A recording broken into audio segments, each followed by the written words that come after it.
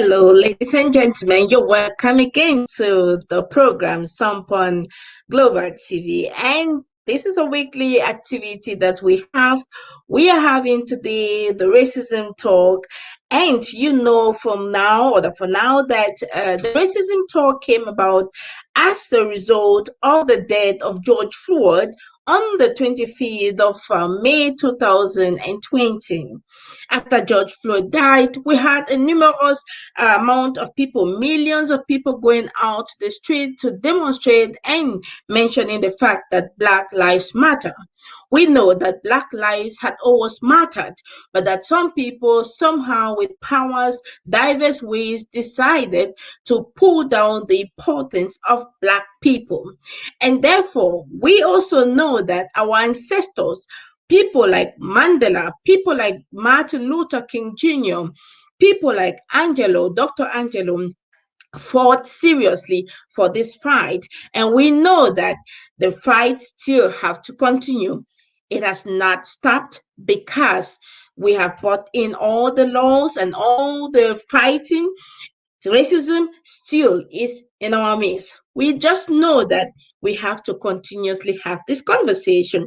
And that's why Racism Talk is here, so that we have a continuous weekly conversation and be able to change our mindsets, win, especially the people who are privileged, we call them the white privileged people, win them so that they can be able to fight this fight as well and realize the importance of fighting against racism. But most importantly, we want to also work on our attitude. So, attitude to Black, white, everyone. Because Nelson Mandela said, we're fighting against white supremacy and Black supremacy. So any forms of supremacy that wants to put other people in disadvantage, we fight vehemently against them. But the question today is, how do we fight against this deadly disease without, again, victimizing the people that are involved? You know by now that racism is trauma, and that when we are overcome by trauma, many things happen. We isolate ourselves, we become depressed, and many things come as a result of racism.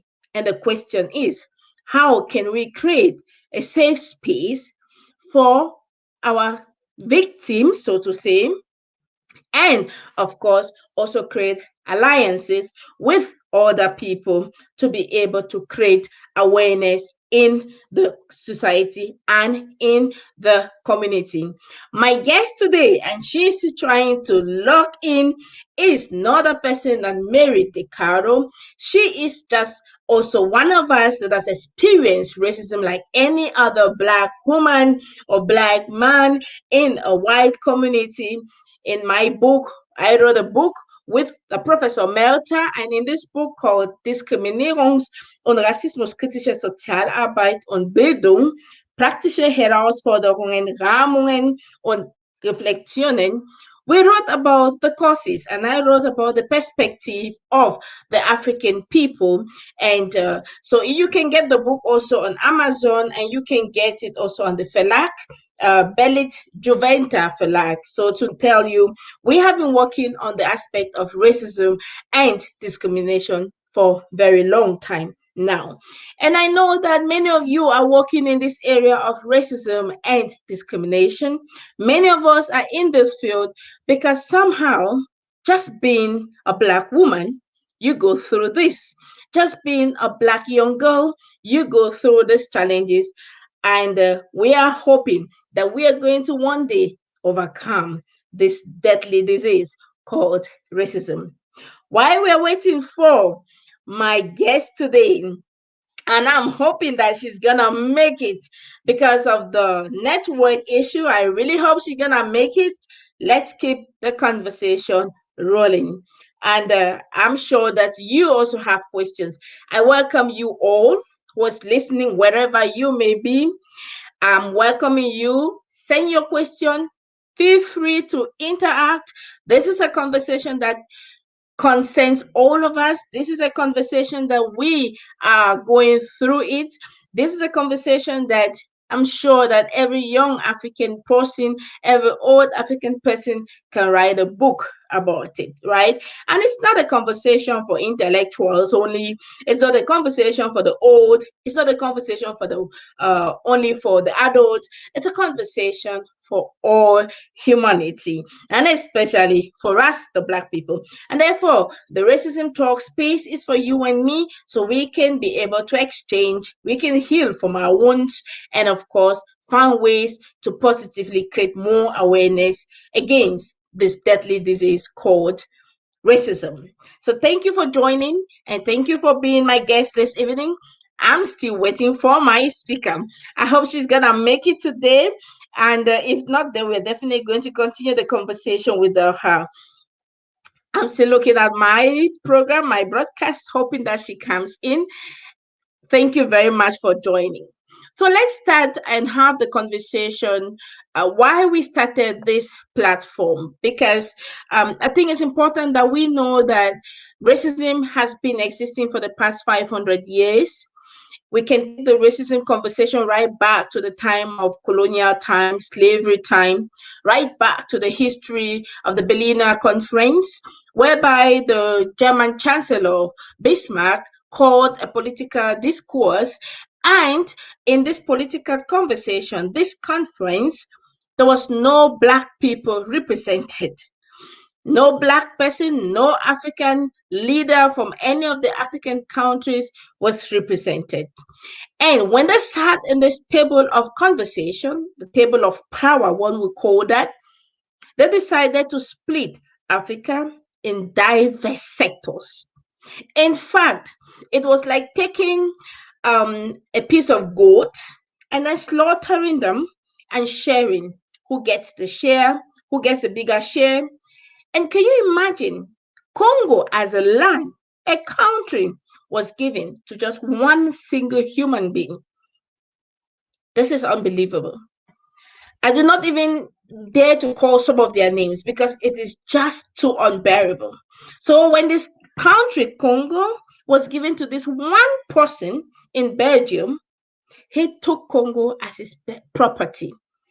Imagine how traumatized it was when he landed in Congo and decided to make the people believe that their language was not important, that they were uncivilized people. It was like an alien came down and then suddenly, and with all their instruments, and one little country that did not know war before, that was a peaceful place, suddenly stays in devastation.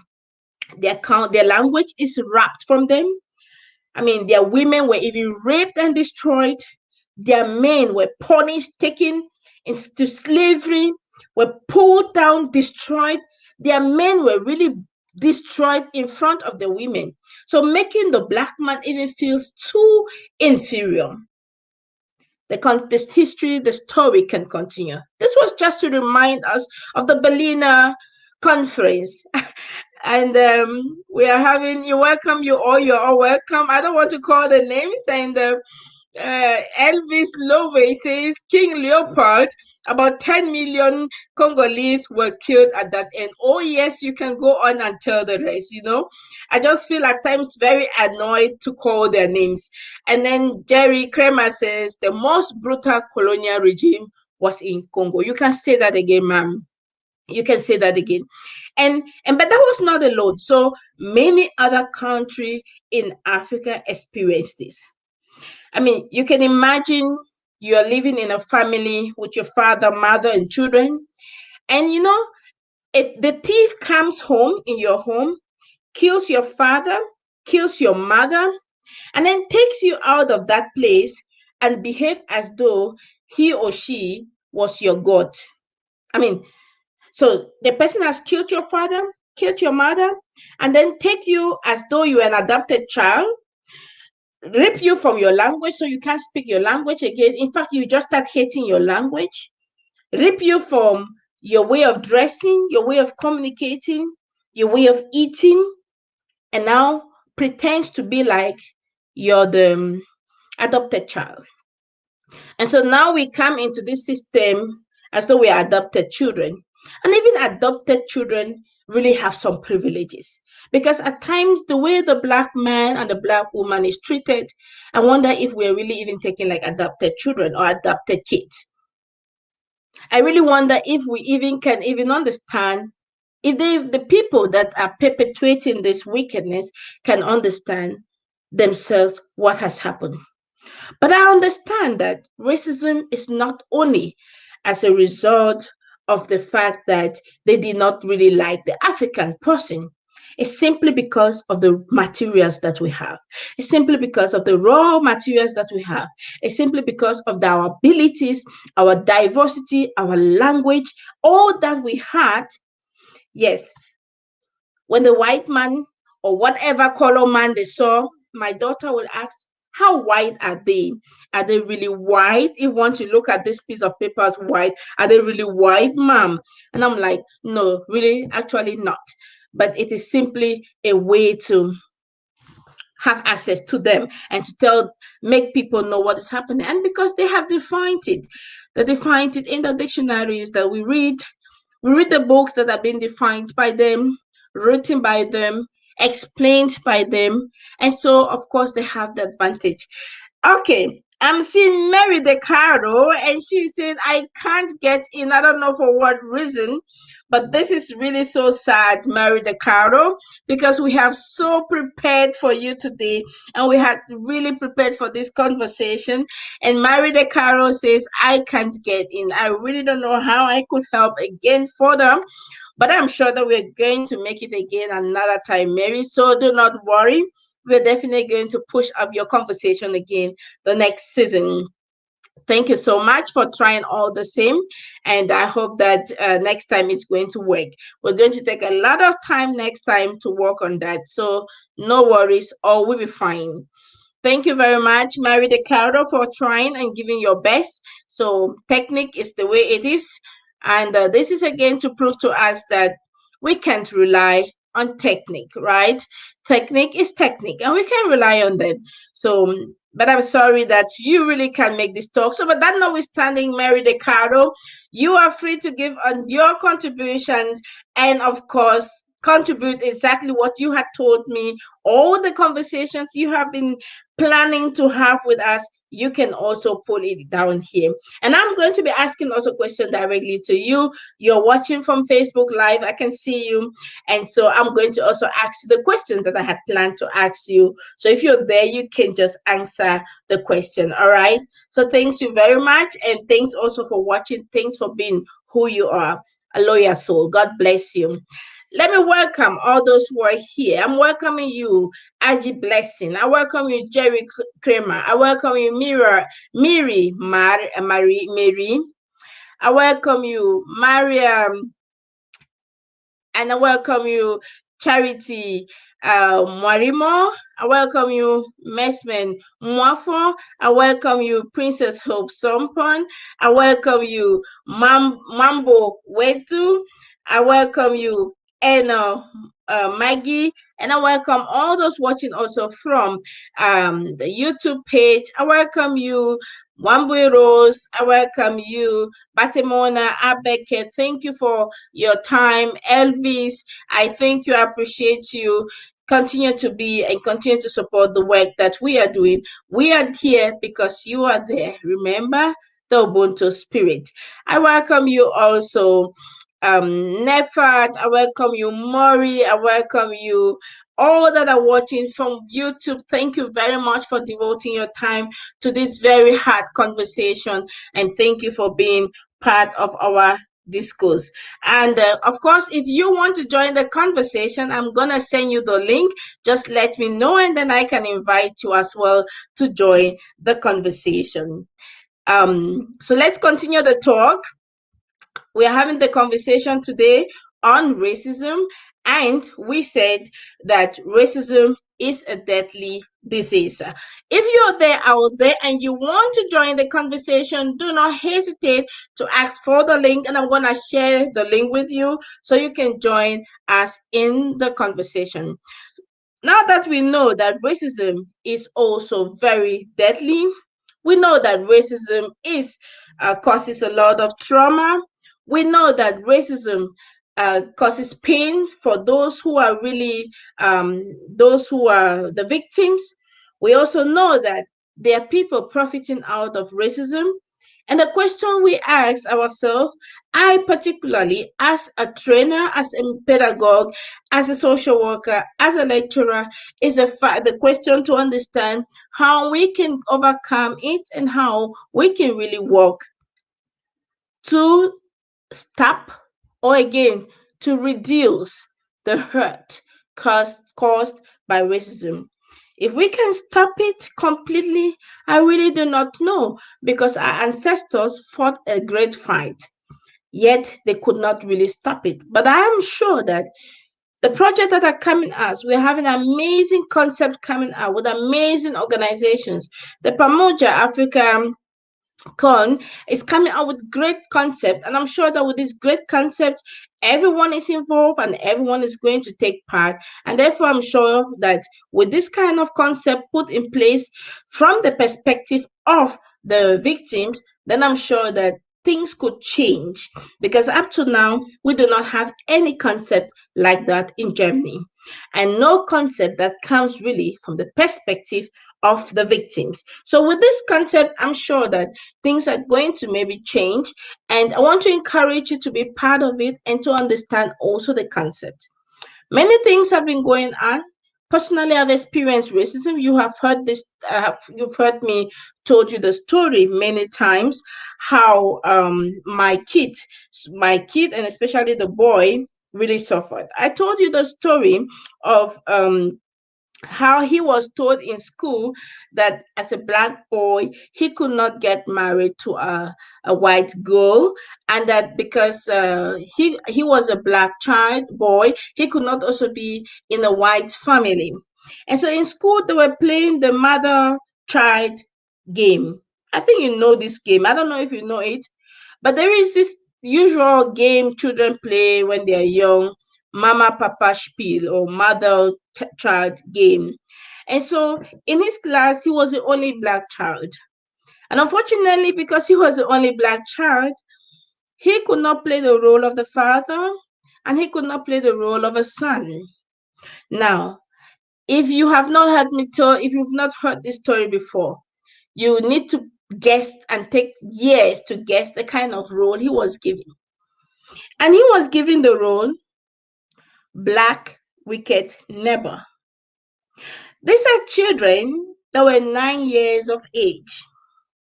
And when I look back, the first question I asked, how on earth would children 9 years of age, 9 years, imagine, have this kind of association that because he is a black child, he is automatically the wicked neighbor? How on earth, you know? And I have been teaching racism for many years. As a lecturer at the university, I teach on racism critical perspective, on racism critical pedagogy. And this was happening to my son.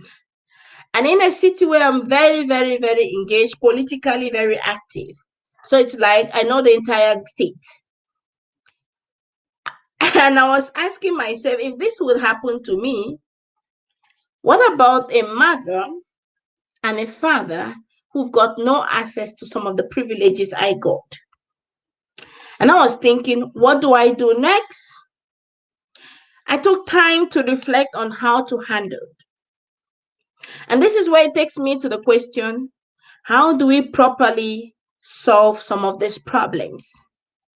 There are diverse ways we can go about it. We can go about it in different facets. But for me, I had a child to protect. I had a child that I had to protect. And because I knew that this child would be in that school, would be in my city for this many years, I had to protect him. But what did I do? I went to school and I wanted to talk with the rector of the school. Then I said, if I talk with the rector of the school, She would tell me, oh, there are children, we'll work on that and that will be over. So I said to myself, no, if I take that way, then it will not have the effect that I really want it to have. My son can still suffer for that, because they would say that my son is what they call, what they call here in Germany, Lästerei, that my son is a gossiper. So I didn't want that kind of attachment. Now, I would have spoken only to the teacher, but the teacher also would have closed me up and said, but for Sompon, Miss Sompon, these children, this and that. So I decided to hold my peace. Usually, in very difficult moments like this, you just have to hold your peace, because there are some steps you may take that may really be very drastic and destroy even your child unconsciously. We have said before that racism is trauma. Now, I do not want to be the one to add again to the trauma of my son or of my child. And therefore, I have to be very, very careful with each step I take. Now, I waited, but in the meantime, I empowered my child.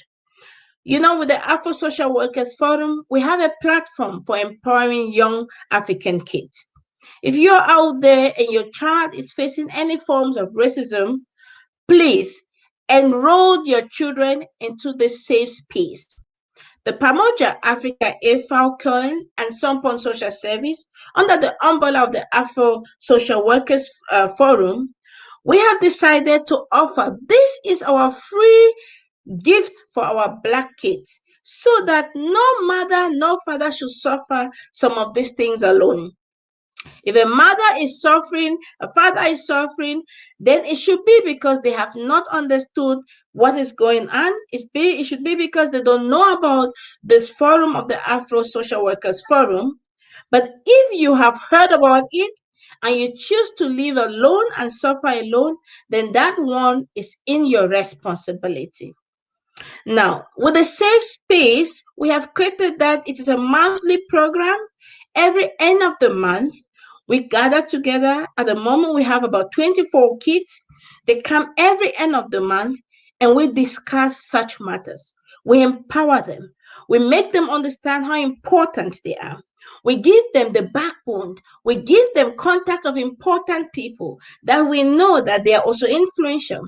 We make them see people like them who are sitting in positions of authority. We make them feel they are better and that they can do all things because they are worthy of it. So I began empowering my son. I empowered him to know he was worthy. I showed him experiences of Martin Luther Jr. I told him the story of Martin Luther Jr., how Martin Luther Jr. fought the fight for him. I told him the story of Mandela, how Mandela fought the fight for us, that Mandela did not look at only his own interests, but the whole picture. I told him the story of Angela Mayo, who said that courage is the greatest virtue. But I want again us to understand, courage doesn't mean that you just do anything because of courage. But courage means that you should be able to assemble all that knowledge, that wisdom, that tactics, and be able to push in strategically to get more alliance, to get more people on your favor or in your favor. Now, how did I handle this case? I waited after empowering my son, and we were playing the game at home. So my son was playing the game with me and my daughter and my husband, who took part, and we were playing to give him that feelings, of course, that he is not alone. Now, I waited till the day of the parent evening, what we call Elternabend, parent evening. And during this day, I sat in the hall and be careful, I was the parent representative. So, some things happen to someone, you think, oh, because they are not engaged, because they are not speaking the language, because they do nothing. But like I said, I'm politically very active. I know in the entire state of where I was. I'm very, very socially active. I have a business organization there. And then I was a parent representative. And this was happening to my very own son. And I am teaching this very course at the university. So to tell you, a lot of things were just happening in my mind. And therefore, I went to school and I decided during this evening, I was very quiet. And after the program had finished, there's a last program they called Verschiedenes. So, like the last point, people just can discuss everything. I said, that was my opportunity and I had to talk. So I now spoke like a parent representative, not even like my son, like the mother of the boy, but just like a parent representative. I wanted to be strategic. So I told this lady, this teacher, and the class, will it not be good to have a program like maybe once once in a while, we come all together, learn our history, and come do cultural activity so that we learn to eat one another, get to know the culture of one another, get to understand one another and the history. Before I could put my last word, she had blasted off the topic. Oh, no, no, no, that's not important. We really do not have time for this. Oh, God. This was the moment I could not hold back. I became very emotional that I said, you know what, then I have to tell you a story. So I told them the story of my son, but I didn't call the name of my son. I just reframed his story into a story. And I told them this. Now we are in a country, we are in Cameroon, and we all are blacks, and you are the only white person in Cameroon. And you cannot have the privilege to do the things that all of us are doing. And because you are the only white person, you have been discriminated upon, or you have been told that you can't marry one of us, you can be the son of one of us, and all this. And before I could finish explaining just the story, I didn't even say it was my child. Before I could finish explaining, I could feel how every parent was already wanting the hole to open up so that they can get in and just get covered. But I ended up the story like this. The story I just told you was a story of the only black child in this class, in this school. And this only black child is my child. And this is what he is facing. And now the question to you, parents, what would you do if that child was your child? It was a simple question I asked them. But I tell you, these people, I'm sorry, our German friends, when they are really angry, you can see it all over their body, right? I wonder where they came up with the word Farbige. Farbige means color, nah? So I really wonder where they came out with the fact that we are colored, because actually when they get angry, they are red. When they are sick, they get another color. So I'm wondering how they even came to think we were the Farbiges. So at the end of the day, they were all red and they were all ashamed. Now, two things happened. One, they apologized to my son. Two, they stopped the role of the black wicked neighbor was completely cancelled. And then you want to guess what role he had. I don't want to say the role, but just keep guessing what role he had. Thank you, ladies and gentlemen, thank you for joining. Thank you for having the conversation with me. I welcome all of you. Thank you so very much for joining this conversation today. Today is Thursday, and we have our racism conversation. And so we come out with people with diverse experiences, people who have gone through, victims that have gone through racism. They share their experiences, and they share also the way they overcame their experiences activities. We also have experts who come in and give us input, tell us information. We have historians who come in again and remind us about our history. And today we would have had an amazing mother amongst us who would have told us not only her story, but the story of her own children and the story of her grandchildren. It would have been really amazing. But technique is the way it is, and we can't do much. So we can only say we're going to meet her surely next time, and then we're going to have the conversation with her. And of course, she's apologizing, so please bear with us. It is not her fault. Mary De Caro, we understand. She says, sorry, everyone, but technology has not come to me like I thought. Do not bother, ma'am. We understand. It has come to you. It's only technology can also fail. So no cause for alarm. We are going to definitely meet again same time next week. Don't worry about that. All right. So I continue the conversation about my own experiences.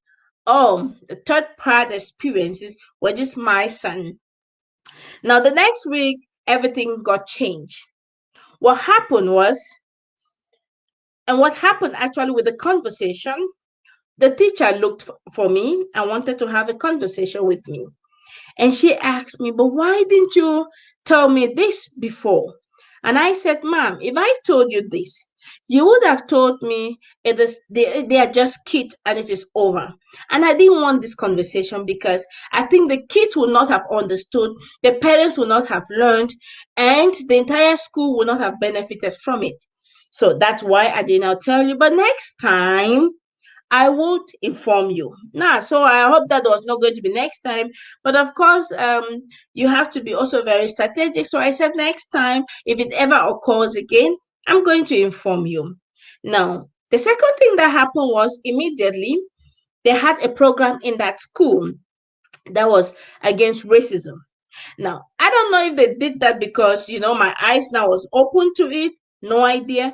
But now they had a program on racism and cultural openness. Why did I bring up this story?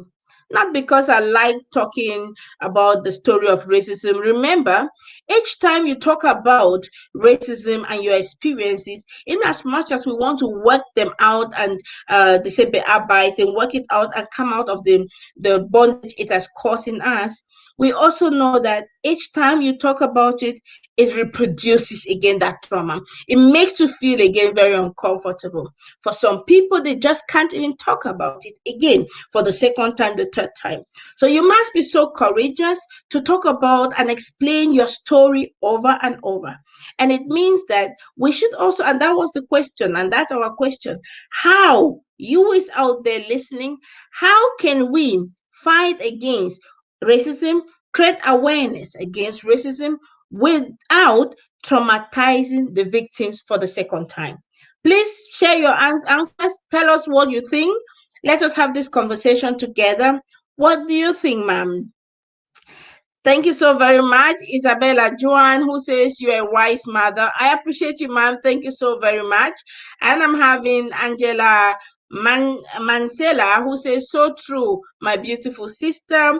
And we are having also Mary De Caro, who is also saying that, let's go. Yeah, Mary De Caro is saying, Maureen Augustine is saying, De Caro, there's always a next time. Thank you so much for the comfort. It's going to be fine. And then we have Marie, who says, it triggers me to anxiety when I speak about it. That's true, ma'am. That's true. Because, you've experienced this over and over. It were like, maybe it's a bad example, but let's take an example of a woman who has gone through violence in her home. And then you went through that violence in your home. The man was beating you and beating you and beating you, and you succeeded even to, escape with your one eye that was really wounded, but you managed to escape. And then when you managed to escape, some people said, oh no, you should have stayed and managed because you are not supposed to be divorced. And then others come again and tell you, oh, we all go through it.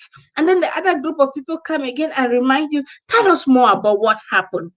It may be for a good purpose, but I tell you, it reminds you again over and over and over of the pains. And by that way, we're grateful that we have people who are trauma therapists like Batemona Beke, who of course can also help in the healing process. Batemona Beke said, "Thank you, Vera, for always being prepared for all eventualities." I think that that's what we should always do, right? That we should, when you are coming to talk to the people, then you should be able to have the content also in mind, so that when the worst comes to the worst, you can still keep the people. And I think it is also professionalism. And since it is the work that we do, so it is normal that we can also have a conversation on that. The good thing with racism is that we all, as African people, or to mean this, like the Germans say, some of us have experienced it. We are working in it, and so we can go through the different process. We can talk in as victims. We can also talk as professionals, and we can also guide people to become alliance with us, so that we can really fight this fight together. Elvis Love said, "We have no choice than to constantly talk about it." Of course, sir, we really have no choice, and teach others how to deal with it. We just don't talk about it for fun. We talk about it to learn and to teach others how to deal with those circumstances when it happened to them. You're very true. You're very correct. If you've worked your own trauma, because the next question will be, many of us do not even understand that we go through a lot of pains and trauma because of this racism. We push it, we keep pushing it, suppressing them. And then it comes a time you just feel like, I don't want anything again. And you're wondering what happened.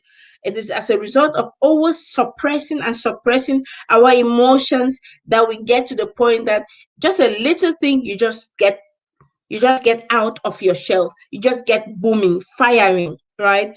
And that's why for our young people, the safe space every month is so important, so that they can have the space to really talk and not wait until when the fire has burned and then they just catch up the fire with them, right? So we want to encourage everyone. We have to talk about it, of course, but when we talk about it, I'm not talking about it only because I want to tell the white people how it hurt and all that.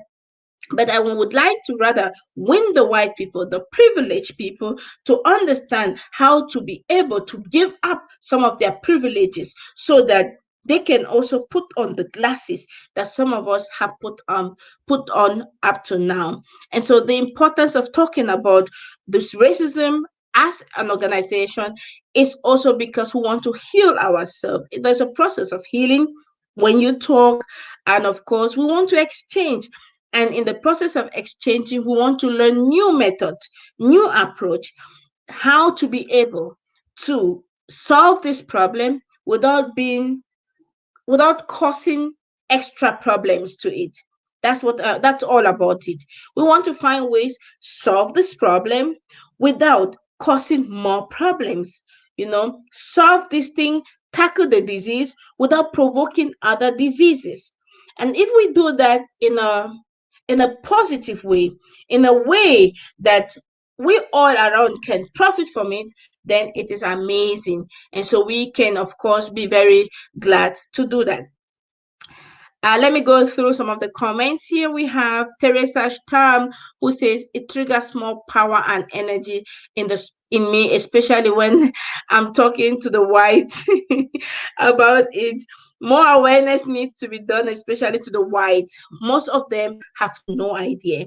In fact, I think that that's why the concept, Batimona Beke will have to present her content one of these days. And I think that content is so, so wonderful. I don't just want to remove the cat out of the bag. She must have to present the concept herself. And I think that concept is so powerful because it stems from the victim's position, and in telling the white or the privileged person how to be able to become an alliance to do this work. So that's why for me, I can talk about this concept because I think that it's one of the very few concepts out there that can really work and solve this problem. We have many other concepts. I've been teaching for so long with a particular concept, and of course, I can tell which other concept can really work because of the experiences in the professional field. And we also have Liz, who says, the moment of powerlessness is when I'm reminded of past racist incidents I could not defend myself of, or someone because I didn't know better or didn't have courage to act. Ouch! You just hit me again, Liz. This is exactly where you just get angry again and ask yourself, ouch, what happened? I wish I just knew this. At times you just say, ouch, I wish I just knew this information. I studied at the University of Esslingen, where I am a lecturer also there. And I was so discriminated upon. I've told this story many times. I remember vividly a lecturer gave me. I mean, you talk with the lecturer, he's writing your note, your note. What do they call that note? He gave me some your results. No, he's writing that you're going to have this mark. He already put his mark down. After having interviewed me, questioned me, what will I do after my studies and all that? Somehow I just felt like telling him, after my studies, I'll go back to my country and I'm sure they need me there. This guy really wrote down what he was going to give me even before my exams, before I ever wrote my exams or before I ever presented. So when I stood and I presented my paperwork, the class was so happy. The students were happy. Everybody knew that I was going to have a 1, or at least a 1.5 because German, they say, was not my language. And then this teacher gave me 3.7. I mean, that's practically 4, right? Now, and he said it was very good. These people are too mean indeed. I'm laughing, but it's really nothing to laugh about. At times you just use humor and those are one of the strategies. You just smile over it and pass over it at times. This teacher gave me 3.7, which was practically 4. And the students fought for me. These were white students. They were like, boo, boo. Why did you give her this mark? And then they told me I should go and report to the student senate, something like that. And I looked at myself. I was the only Black child student in the entire school by then. In fact, I just thought, how would I fight all these professors? And I said, you know what? I let go. It's just a number. And by the way, it was so clear within me, even if I don't get a job, then I'm going to create one. So I wasn't going to school a lot because of the marks, but because I wanted their paper. Because without their paper, you can't do the job you wanted to do. So that's why I was there. So I refused. But now, when I go to teach the students, I tell them of the story, and the migrants who are in class, they feel so empowered, and they're looking up to me and saying, oh, this woman could. But time back, I could not say much. I was like weak. I just could only swallow at that time because racism is about power. Racism is power. People sit in authority and decide. And that's why it takes me to these 3 kinds of racism. The interpersonal, interpersonal racism is not the challenge too much because, you can just you can talk with your neighbor that has never visited you, and your neighbor comes, you talk with her, you talk with him, you during a breakfast, and everything changes. The veil he had just gets out of him, right, towards you. Now we have this cultural one. You just need to interact with the people. The most and the difficult one is the structural racism. It is also in the book. I also wrote an article on that. You can also purchase the book, like I said, on Amazon. We did that together with Professor Klaus Merta. He is now in Bielefeld. He was in Esslingen before, and now he's in Bielefeld. And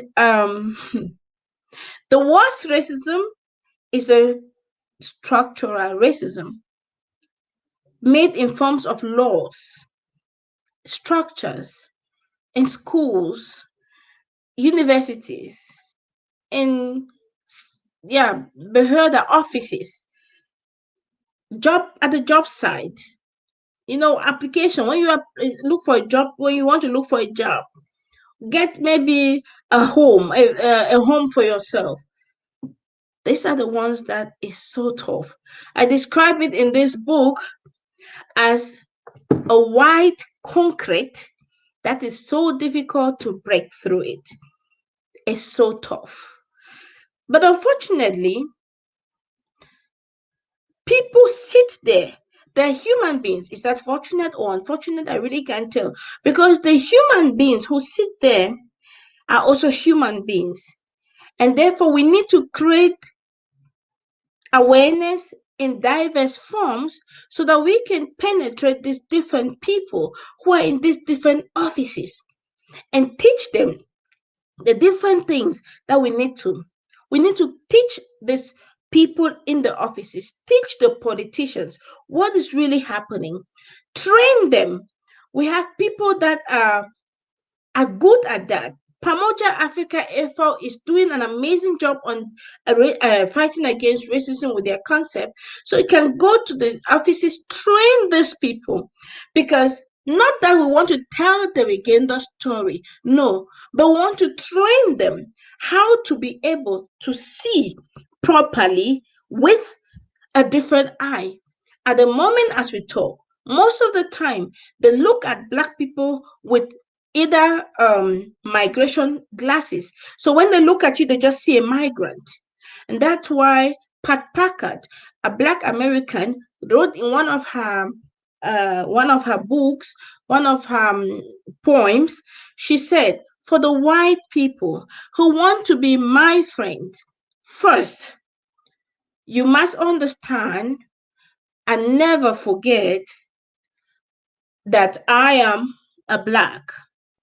But then, secondly, you should forget that I am a Black." What a paradox to deal with.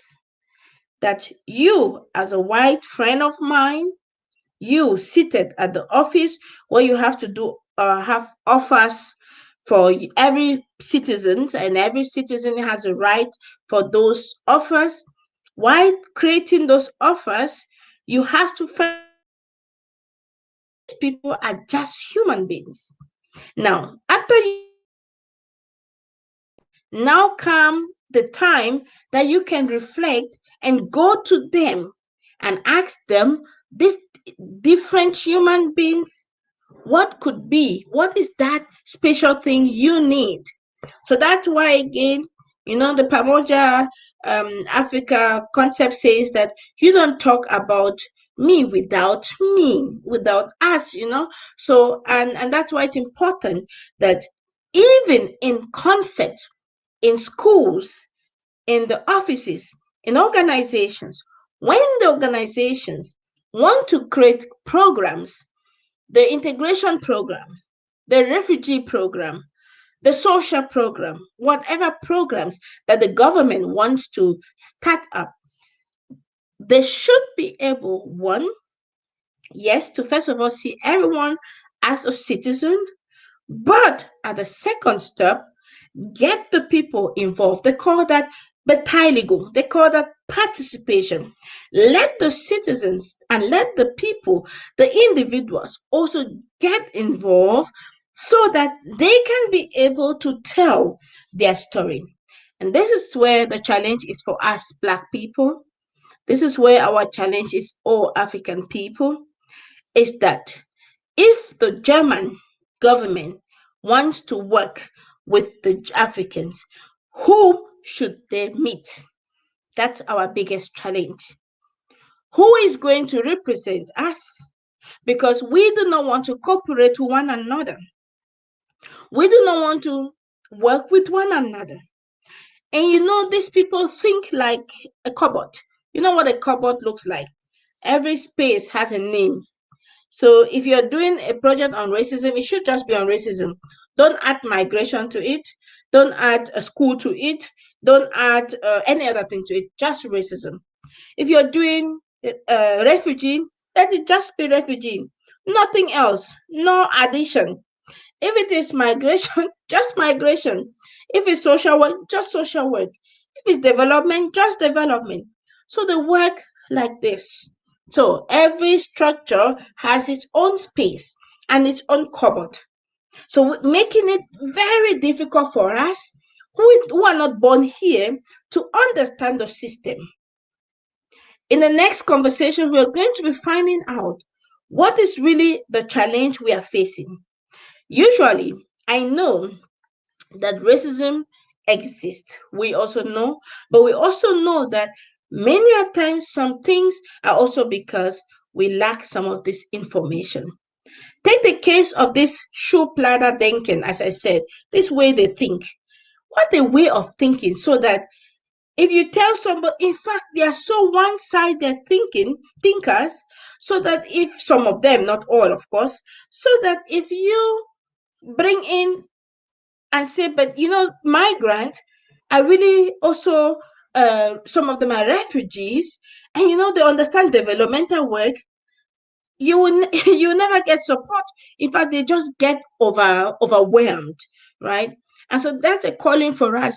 We must get up to work together. If our nose smells or it doesn't smell, we will do like Aimé Césaire said, because it's not about us. We will have to, we must have to think, strategize how to gather all the small energy we have.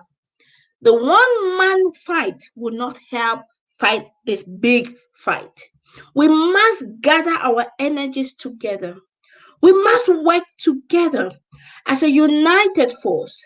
And of course, we must not always agree. Who said that in a family everything we agree on? Do you agree everything in your family? What your mother said or your father, do you agree with it all? No. It doesn't change that they are your mothers and your fathers. No.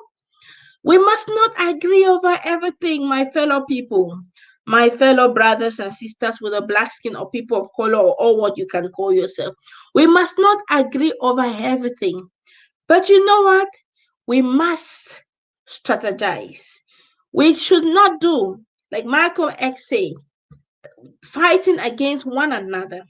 That is the house slaves start defending the cause of the master more than the cause of his brother who is in the field. Whether you be a house slave or you be a field slave, you know what? Slave is a slave. It doesn't matter where it is, if it's in the home or it is out there. And therefore, let's get out of our shelf. Let's get out of our positions. We've put ourselves so much, so high there, and make ourselves to be like if we are the only ones existing. Let's get out of this kind of attitude. Work on our characters, work on our way of thinking, and understand that it's only together we can overcome. And another last tip before I go out of this place is that in Germany, as one person, you are not seen. You can't fight any battle as one person, unfortunately. But as a group, you can fight a lot of battle. I take the example of the Sompon social service. While in Esslingen, during my study as a student, there was a group in Esslingen, an amazing group, from a mother and a sister of us called Maria Kaina. She led this women group. And one day she told me, Vera, you're doing social work. Why don't you go to the government and tell them we need to be represented, we need support? I went there and I spoke to the man and said, okay, I would love to do my practical with you so that we have the Black people in the community can have access to you people. And you know what he said? He saw just Vera. He didn't see the Black people behind me. He didn't see the African people. He didn't see no one. He saw just Vera. And he said, no, ma'am, you are the minority. We can't do that. I got so angry. I said, what? Do you know that the minority can also cause a lot of damage because of the trauma, because of the isolation, and because of the problems they go through, caused by these very institutions that you have placed on their necks? But he didn't even care. He said, I'm sorry, I can't help you. When I left the office, I was only praying when I will finish school. When I finish, I need tools to be able to start up an organization. And God will have his way. He sees the depth of our heart. At the last, I didn't even know I was in school and I wanted to do social work because I wanted to help people. But during the time in school, I had the impression I was not getting the tools that I really needed. I was becoming even frustrated. But then came the last semester. One professor, I just loved that professor. He taught on bürgerschaftliche Engagement, like citizens volunteerism. And he spoke about it with so much passion that I could not but stop listening to him with a mouth wide open and taking every one word he said. And when he finished teaching me during that semester, and I wrote my exams, the very day as I handed over, I created the organization. Now, it wasn't again Vera who went. Now I went as Sompon social service to this very man who refused me 2 years ago, remember? And I presented, we are having Sompon social service in Esslingen. We would like to cooperate with you, especially in the area of racism and discrimination, because many of the Black people in Esslingen, where I used to be, are really facing challenges. And his words changed. And the first thing he wanted to know, who is the president, who is the partner, like they say, who is his contact person. And every other story was different. Why did I say this? I say this because it is important to organize ourselves. And please, in organizing ourselves, we may not have the same taste. But you know what? The purpose is not you, it's not me. It's about the bigger picture. The picture to fight against the bigger disease called racism. If we do not do that, we will kill ourselves. And even years to come, we will still be talking the same things over and over. And mind you, our Afro German children, at times, they see the things a little different. And therefore, there is a need to bring them into the program again so that they also can feel the pains and, of course, learn how to speak the things that we may have experienced so that they no longer experience it. Now, my question to you is, what is keeping you to join to support that particular organization in your city, in your environment, so that together we can fight against this deadly disease called racism? Remember, you alone, you can't fight it. No matter how much you write about it, talk about it, as a single person, we can't fight it. We can only fight it together. And therefore, like the Ubuntu spirit will say, together and only together we can overcome this deadly disease. Do not even bother to, of course, we can always write texts here and there. We can write books. The top subject of racism is not only today, right? But know that the bigger picture is bigger than you and me. It's not about you.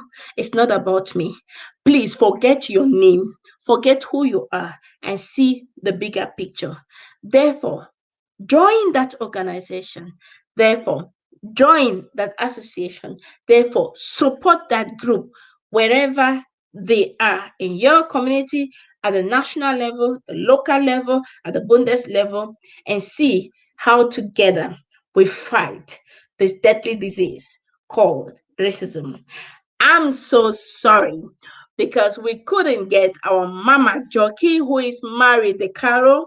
But you know what? She will be here next time again. And I'm sure by then the technique will work well. My name is Vera Sompon, and I've been your host.